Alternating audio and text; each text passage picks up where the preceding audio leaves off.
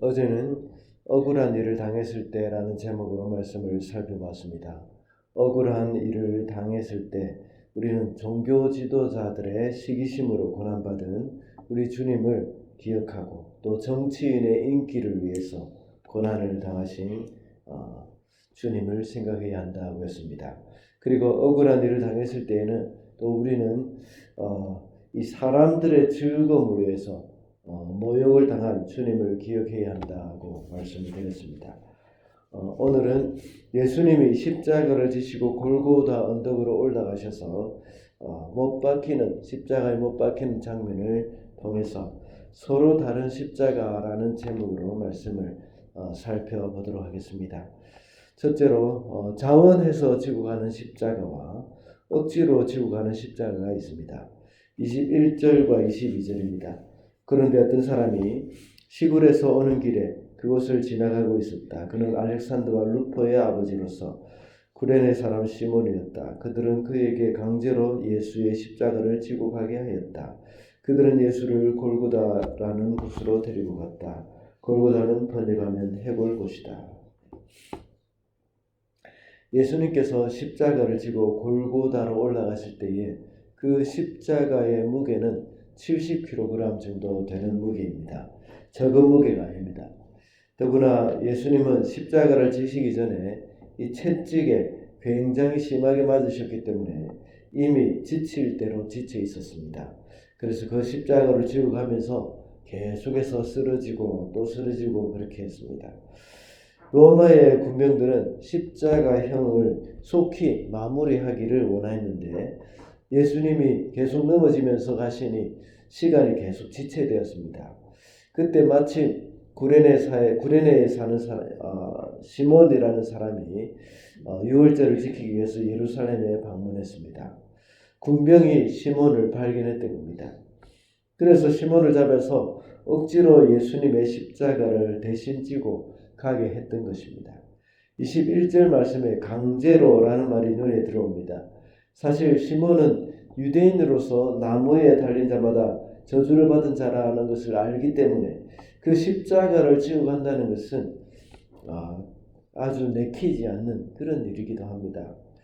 그리고 자기가 그렇게 무거운 십자가를 지고 가야 할 이유가 전혀 없기 때문입니다.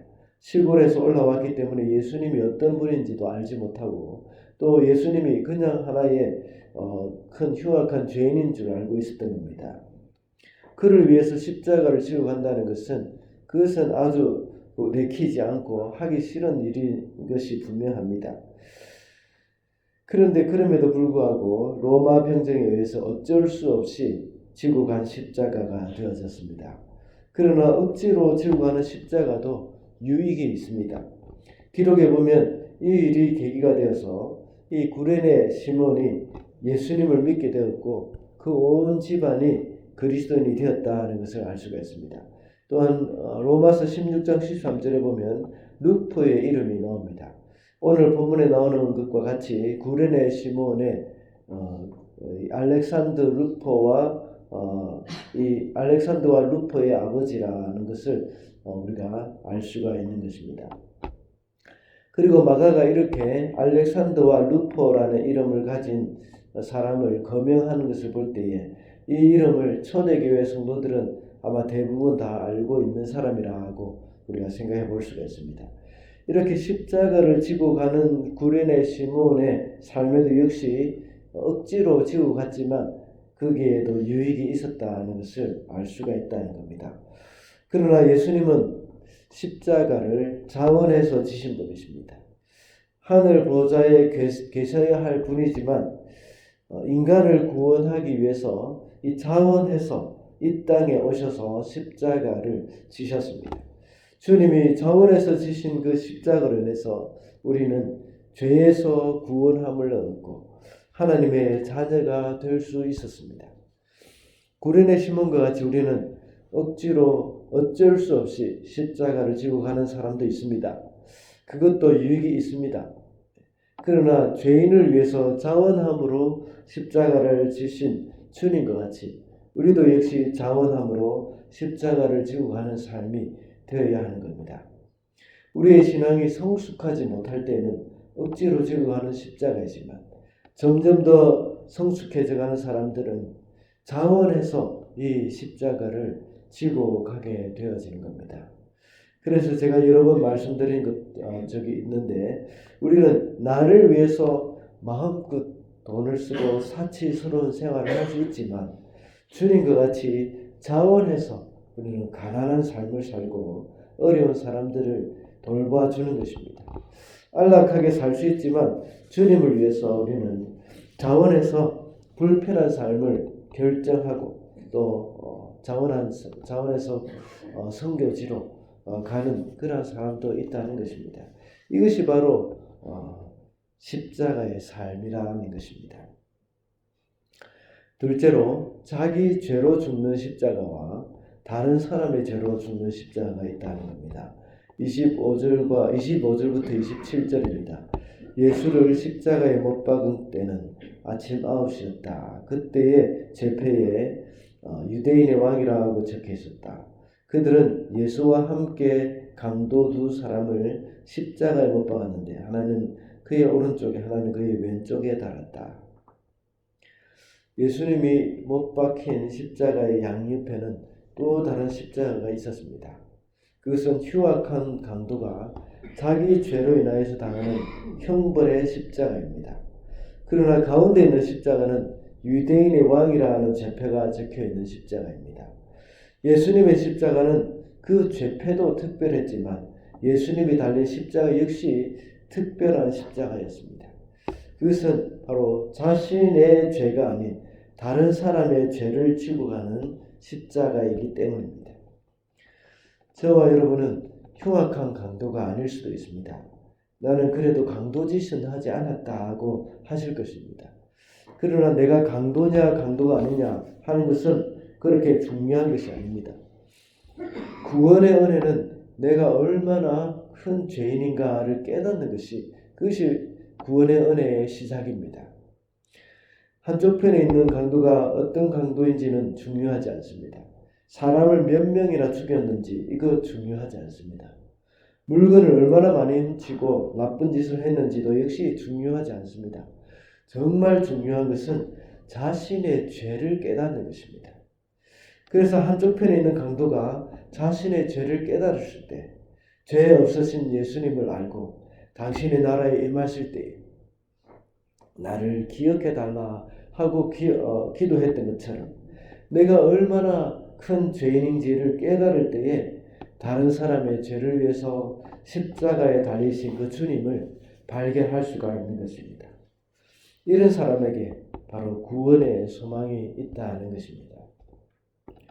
마지막으로 십자가를 조롱하는 사람이 있고 십자가를 자랑하는 사람이 있습니다. 29절입니다. 지나가는 사람들이 머리를 흔들면서 예수를 모욕하며 말했다. 아하, 성전을 헐고 사흘 만에 짓겠다는 사람아. 오늘 본문에서 예수님을 조롱하는 사람들은 모두가 십자가의 의미를 깨닫지 못하는 사람들이었습니다. 십자가에 달린 또 다른 쪽에 있는 강도도 예수님을 조롱했습니다. 그리고 지나가는 사람들과 종교 지도자들 역시 예수님을 조롱했던 겁니다. 오늘날도 십자가를 이해하지 못하는 사람이 있습니다. 그러나 나중에 그것을 깨달은 사람은 십자가를 자랑합니다. 사도 바울도 역시 처음에는 예수님을 믿는 사람들을 잡아가두고 죽이기까지 했습니다. 그러나 십자가의 의미를 깨달은 후에 그는 십자가를 자랑했던 것입니다. 갈라디아서 6장 14절에는 이렇게 말씀하고 있습니다. 그러나 내게는 우리 주 예수 그리스도의 십자가 외에 결코 자랑할 것이 없으니 그리스도로 말미암아 세상이 나를 대하여 십자가에 못 박히고 내가 또한 세상을 대하여 그러하리라. 바울이 왜 십자가 외에 자랑할 것이 없다고 말을 하고 있습니까? 그 이유는 바로 그리스도로 말미암아 세상이 나를 대하여 십자가에 못 박히고 나 또한 세상을 대하여 십자가에 못 박았기 때문이라고 했습니다. 이것은 죽었다는 것입니다. 나는 세상에 대해서 죽었고 세상은 나에 대해서 죽었다 하는 말씀입니다. 로마서를 강의할 때에 여러 번 말씀드린 적이 있습니다. 죽었다는 것은 더 이상 반응을 하지 않는다는 말씀입니다. 자력이 죽었다는 그 말은 세부치에 대해서 더 이상 반응을 하지 않는다는 뜻입니다. 이와 같이 세상에 대해서 죽고 세상이 나에 대해서 죽었다는 것은 서로에 대해서 더 이상 반응하지 않는다는 겁니다.